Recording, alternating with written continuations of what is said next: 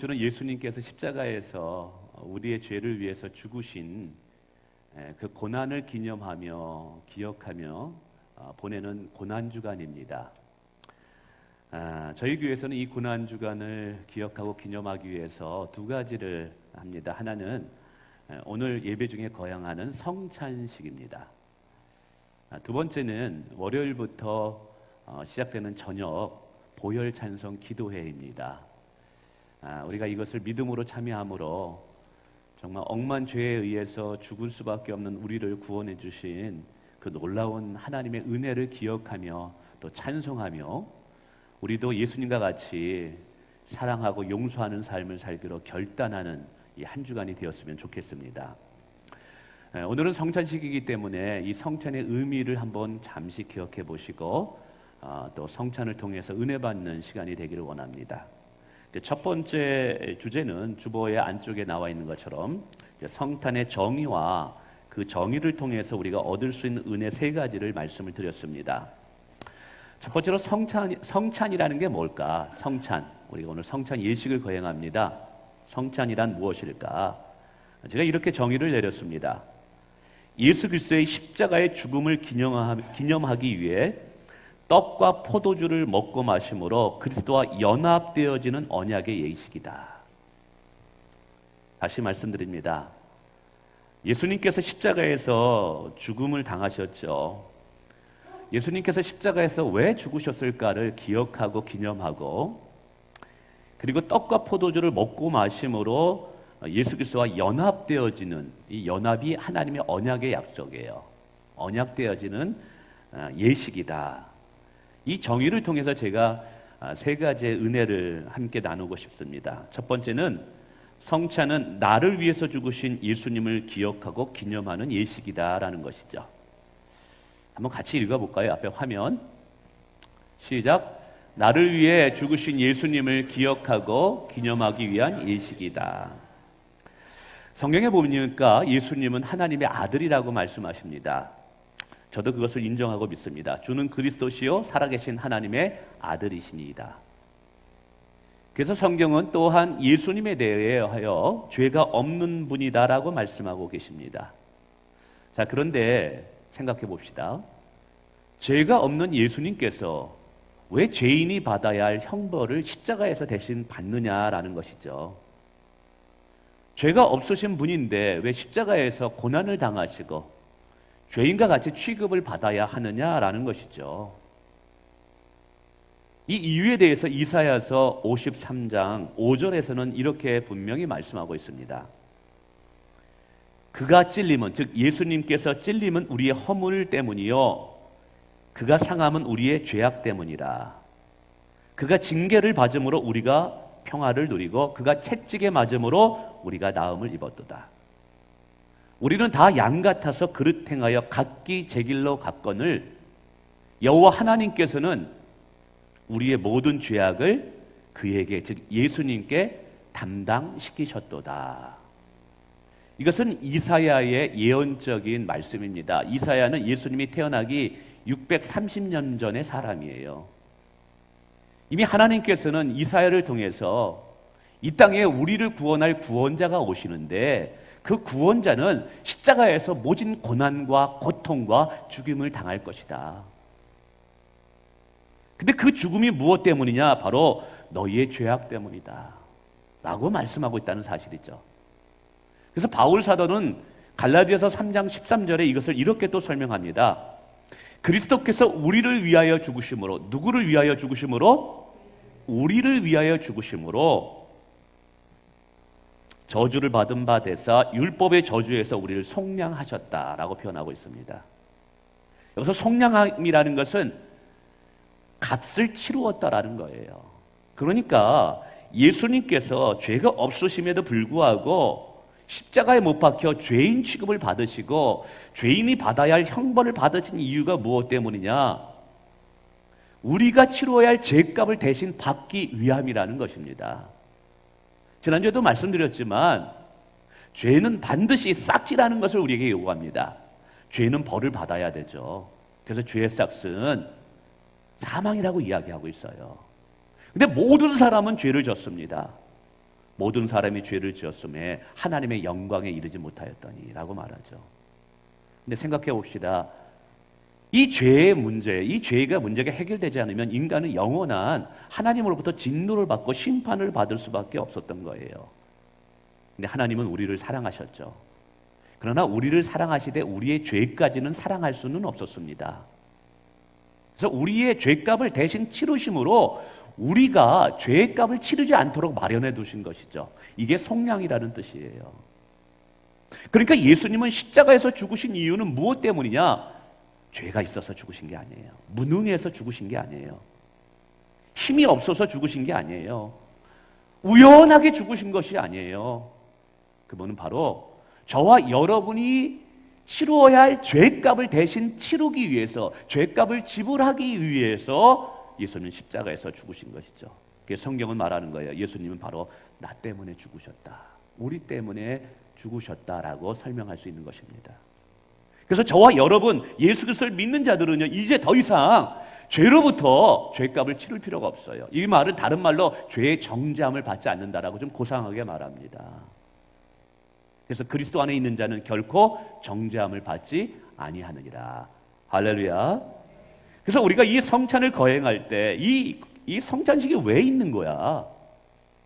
바로 나의 죄를 위해서 죽으신 예수 그리스도를 기억하기 위해서, 기념하기 위해서, 그분의 이름을 찬송하기 위해서 우리가 이 예식을 거한다는 것을 잊지 않기 원합니다. 두 번째는 여러분, 이 성찬을 거행할 때 우리의 죄가 얼마나 무거운지를 여러분 좀 깨달았으면 좋겠어요. 그리고 동시에 나를 향한 하나님의 사랑이 얼마나 큰지를 깨닫기를 원합니다. 이러면 딱 화면에 떠올라야 됩니다. 우리 한번 읽어볼까요? 시작. 나의 죄의 무게와 나를 향한 하나님의 사랑이 얼마나 큰지를 알아야 된다는 거예요. 여러분, 예수님께서는 제자들과 성찬을 거행하면서 본인의 죽음을 예언적으로 제자들에게 말씀해 주셨어요. 그러면서 말합니다. 이 떡을 떼어 먹어라. 이 잔에 있는 포도주를 마시라. 그러면서 말씀하시죠. 이 떡은 무슨 의미입니까? 제자들이 물어요. 그러자 이 떡은 너희들이 죄로 인해서 죽어야 할 그 대가를 치르기 위해서 내가 찢긴 나의 몸이다. 나의 몸이다라고 말씀하고 계셔요. 그리고 마시는 이 포도주는 내가 너희를 위해서 흘리는 나의 피다라고 말씀하고 계시죠. 여러분, 생명을 구원하기 위해서는 생명의 값을 치러야 됩니다. 우리는 죄로 인해서 죽었던 자들이에요. 그 죽었던 자들에게 영원한 생명을 주기 위해서는 누군가가 그 생명의 값을 치러야 됩니다. 그 생명이 어디 있느냐? 구약 성경은 피에 있다고 말씀하고 계셔요. 그래서 피 흘림이 없이는 무엇이 없느니라? 죄사함이 없느니라. 피 흘림이 없이는 죄사함이 없느니라. 그래서 누군가가 나를 위해서 피를 흘리고 죽어야지만, 생명의 값을 치러야지만 나에게 영원한 생명을 줄 수 있다는 것이죠. 그런데 문제는 모든 인간은 죄인이기 때문에 어떠한 인간의 몸도, 어떤 인간의 피도 우리의 죄를 깨끗게 할 수 없다는 사실이에요. 그런데 너무나 감사하게 죄가 없으신 예수 그리스도, 하나님의 아들의 십자가의 죽음과 그분의 피만이 저와 여러분을 깨끗게 할 수 있는 자격과 능력이 된다라는 사실입니다. 할렐루야. 그래서 우리가 이 성찬을 거행할 때 우리가 떡을 먹을 거예요. 우리가 잔을 안에 있는 포도주즙을 마실 겁니다. 그때 여러분 꼭 기억해 주세요. 이 떡은 주님이 나를 위해 찢기신 몸이다라는 믿음으로 받아들이기를 원합니다. 포도주를 마실 때 이 포도주는 제가 이마트에서 사온 거예요. 그냥 이마트에서 사온 포도주가 아니라 믿음으로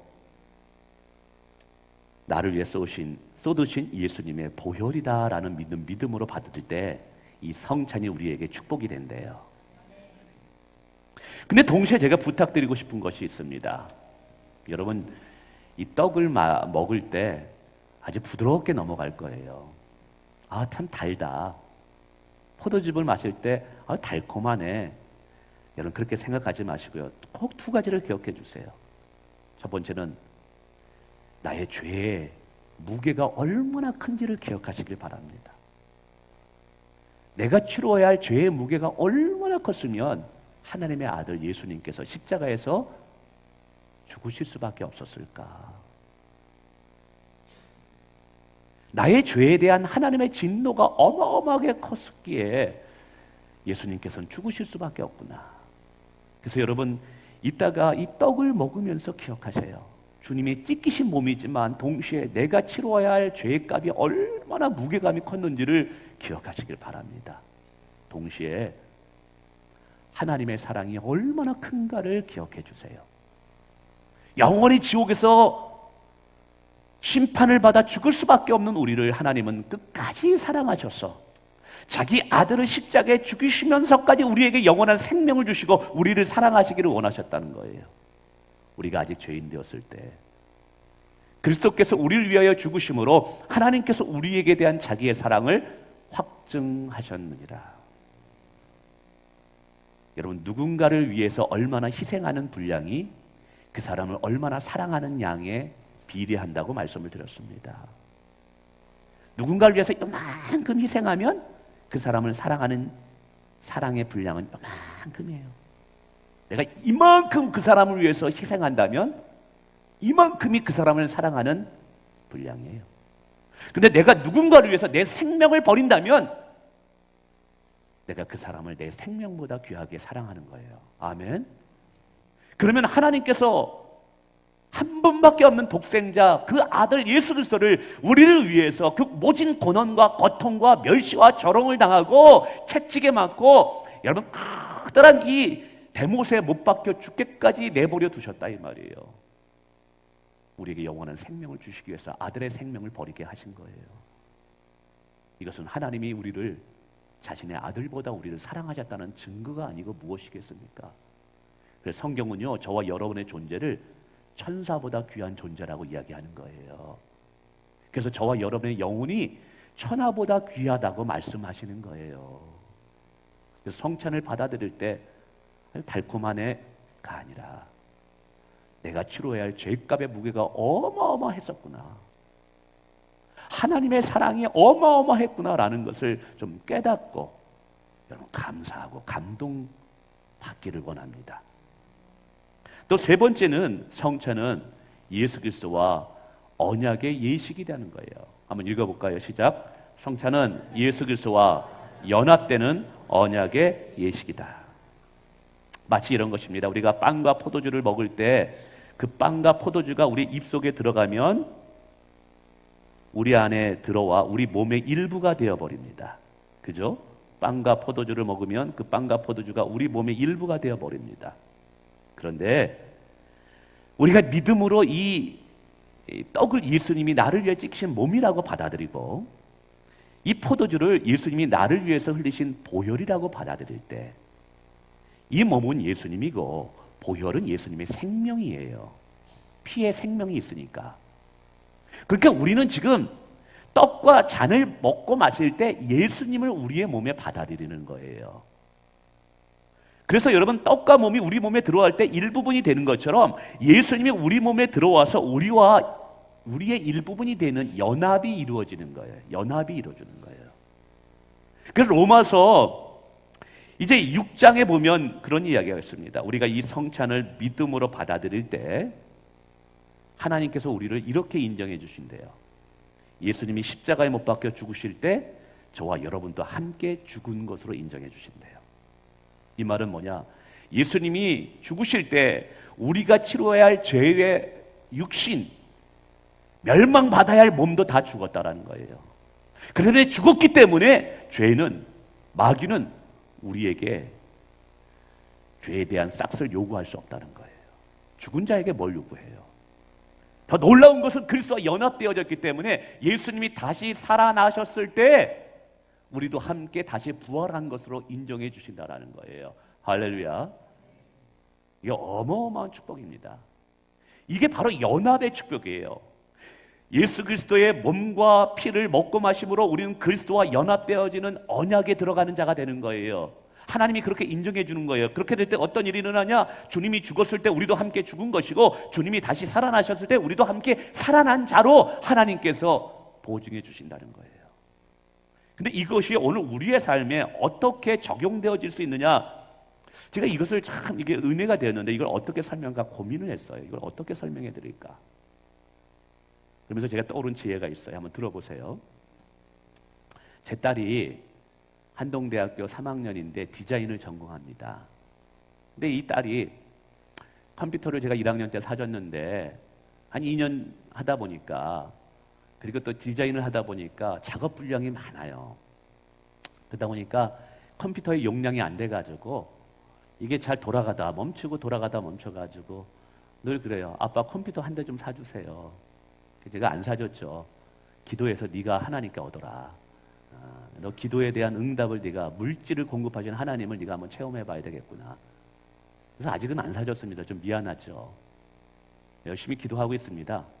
그래서 어떻게 하나님이 이렇게 저 모양 해서 그 컴퓨터의 반값은 모았다 그러더라고요. 또 하나님께서 이게 은혜를 주셔가지고 누가 교수님이 뭘 해달라 그래가지고 그걸 했더니 교수님이 뭘 또 주시고 그래가지고 모아놓고 있어요. 근데 한번 생각해 봅시다. 제가 제 딸이 원하는 컴퓨터를 사줬어요. 노트북을. 그럼 제 딸이 상당히 기뻐할까요? 안 기뻐할까요? 남의 얘기라서 별 관심이 없죠. 제 딸이 기뻐할까요? 안 기뻐할까요? 기뻐해요. 그러면 딸이 기뻐하는 모습을 보면서 저도 기뻐할까요? 안 기뻐할까요? 기뻐해요. 첫 번째 중요한 게 성찬이 이겁니다. 예수님께서 우리의 죄를 위해서 십자가에서 죽으셨다라는 이것, 그러면서 오늘 우리에게 시청각 자료로 예수님의 몸을 먹게 하고 예수님 피를 마시게 함으로써 우리는 감격할 수 있는 거예요. 감사할 수 있는 거예요. 우리가 이 성찬식에 참여해서 무감각하게 무덤덤하게 참여하는 것은, 이거는 정말 나중에 보면 이게 죄예요. 감사와 감격으로 참여하는 것이 마땅히 은혜 받은 자의 모습인 거예요. 왜? 이렇게 감사함으로 참여할 때 하나님이 기뻐하시거든요. 근데 여기서 끝나는 게 아니에요. 제가 어느 날 봤더니 제 딸이 노트북을 갖다 글쎄 저 구석에다 쳐놓고 사용하지도 않아. 그럼 선물을 준 아버지 입장에서는 어떨까요? 괘씸하지는 않고요. 사랑하기 때문에 안타깝고 좀 그렇죠. 근데 제 딸이 보니까 이 아빠가 주는 노트북을 가지고 막 그래픽도 하고 막 하면서 자기의 디자인 실력을 쌓는 거예요. 그래서 그걸 얼마나 잘 활용하는지, 이 학과 점수도 잘 받아가지고 장학금도 받네. 그러면은 아빠 입장에서 기쁠까요? 안 기쁠까요? 기뻐요. 여러분들 이게 너무너무 중요한 거라는 거예요. 우리가 성찬식에 참여하면서 예수님이 나를 위해서 죽으셨구나. 예수님이 나를 위해서 몸을 찢기셨구나. 감사합니다. 눈물을 흘리고 여기서 성찬식이 끝나면 안 돼요. 하나로 더 누려야 되는데, 마치 노트북을 사줬을 때 딸이 노트북을 잘 활용할 때 부모의 기쁨이 되는 것처럼 이 성찬식이 우리가 먹고 마심으로 이 성찬식은 주시는 축복을 우리가 누리게 될 때, 중요한 건 뭐냐? 뭐 하게 될 때? 누리게 될 때 성찬식을 베푸신 하나님을 기쁘시게 할 수 있다는 거예요. 자, 그러면 이 성찬식을 누린다라는 게 뭡니까? 우리가 예수님이 흘리신 보혈을 마시고 주님이 찢기신 몸을 먹음으로 우리 안에 어떤 일이 일어나냐면, 아까 갈라디아서 3장 13절에 분명히 말씀드렸어요. 그리스도께서 우리를 위하여 죽으셨다고 이야기했어요. 십자가에서 저주를 받으셔서 우리의 죄값을 다 치르셨다고 이야기하고 있어요. 그러면 우리는 그리스도 안에서 결코 정죄함을 받지 않는다는 믿음으로 살아야 되는 거예요. 할렐루야. 단순히 그냥 이 성찬을 받고 감사하는 것 끝나는 것이 아니라 너무 감사합니다. 예수님께서 나의 모든 죄를 다 사해 주셨습니다. 그러나 나는 죄 사함을 받은 자입니다. 나는 죄 사함을 받은 자유함을 누리는 자입니다. 그리스도 안에 있는 자는 결코 정죄함을 받지 않습니다. 그래서 죽음 앞에서도 두려워하지 않는 거예요. 마귀의 정죄 앞에서도 겁을 먹지 않는 거예요. 복음 안에서 자유함을 삶을 누리는 삶. 여러분, 이것이 성찬을 우리에게 베푸신 하나님을 기쁘시게 하는 방법 중에 하나예요. 또 하나 말합니다. 우리가 그리스도 연합됨으로 그리스도가 함께 부활하셨을 때 우리도 함께 부활했다고 이야기하고 있어요.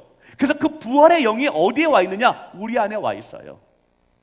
그래서 이 성찬에 참여할 때 오늘 무슨 믿음이 있어야 되냐면, 예수 그리스도를 죽음 가운데 다시 일으키신 부활의 영이 나와 함께하고 있다. 예수 그리스도의 부활의 능력이 어디 안에 들어와 있다?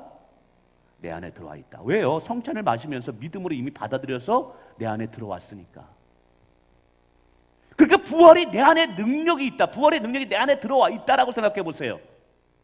여러분, 인간의 가장 본질적인 문제가 죽음의 문제예요. 죽음. 생명에 관계된 거거든요. 아무리 귀해도 생명보다 귀한 것은 없어요.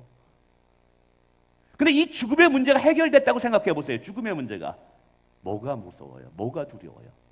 우리가 종종 얘기합니다. 죽기밖에 뭐 더 하겠어.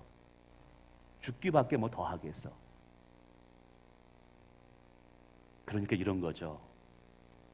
우리가 이 성찬에 참여하고 나서 감사하고 감격해요. 그리고 집에 돌아가서 근심하고 염려하고 불안해하고 두려워해요. 어찌할 바를 모르면서 정말 이게 바닥을 치는 그런 삶을 살아요. 여러분, 그것이 부활의 능력의 삶을 사는 것일까요? 아니에요. 바울은요, 매일같이 부활의 삶을 살았어요. 그래서 매일 나는 죽노라라고 얘기했던 거예요. 매일마다 자기가 죽을 수 있는 이유는 부활의 능력이 있기 때문에 그렇게 고백을 하는 거예요. 그래서 바울이 말합니다. 내게 능력 주시는 자 안에서 내가 모든 걸 할 수 있느니라. 할 수 있거든요. 무슨 말이냐? 믿는 자에게는 능치 못할 일이 없느니라. 그러니까 부활의 능력을 가지고 산다는 것은 내게 두려움과 염려가 내게 엄습해와요. 그러나 아니야. 내 안에는 다시 죽음을 이기는 예수님의 권세가 있어. 내가 어찌 그 앞에 두려워하려? 내가 어찌 사람 앞에 떨려? 나는 믿음으로 오늘 살 거야. 어느 누구도 나를 쓰러뜨릴 수 없어. 어느 누구도 나를 무너뜨릴 수 없어. 나는 믿음의 배짱으로 살아가는 것. 여러분, 이것이 부활의 능력으로 살아가는 거예요. 할렐루야. 네. 그럼 오늘 부탁드립니다. 여러분, 이 성찬신을 거하고 그냥 단순히 감정적인 그냥 눈물, 감정적인 느낌에서 끝나시면 안 돼요. 성찬의 진정한 능력은 우리의 삶으로 이어져야만 됩니다. 그 삶으로 이어지면은 첫째, 죄사함의 자유함을 누리셔야 돼요. 두 번째, 부활의 능력을 가지고 믿음의 배짱으로 살아가셔야 되는 거예요. 아멘. 누가 뭐라 그래도 흔들리지 않는 믿음. 하나님이 내 편인데 내가 누구를 무서워하리고 누구를 두려워하리요. 할렐루야. 부활의 능력이 있으면요, 됩니다. 열립니다. 축복이 임합니다. 능히 감당해낼 수 있습니다. 여러분, 이 믿음으로 사는 거예요. 계속해서 우리가 성찬에 주의할 사항이 있대요. 오늘 27절과 29절에 보니까 주의 떡이나 잔을 받을 때 합당하게 받지 말래요. 분별하면서 받으래요. 만약에 합당하지 않고 분별하지 않으면 자기의 죄를 먹고 마시는 것이다. 이 말은 뭐냐면 성찬을 우리가 분별하지 않고 마시면 성찬을 제정하신 예수님의 이름을 망령되이 일컫는 거예요. 예수님의 이름을 모욕하게 하는 거예요. 그래서 반드시 성찬에 참여하는 자는 세 가지가 반드시 기억해야 됩니다. 첫째는 성찬의 참된 의미를 분명히 기억하셔야 돼요. 바로 나의 죄 때문에 예수님이 죽으셨다. 두 번째는 믿음으로 참여해야 돼요. 그냥 이거는 말 그대로 맞아요. 아까 말씀드렸지만 이 앞에 파리바게트 집에서 사온 빵이고요, 이마트에 사온 포도주예요.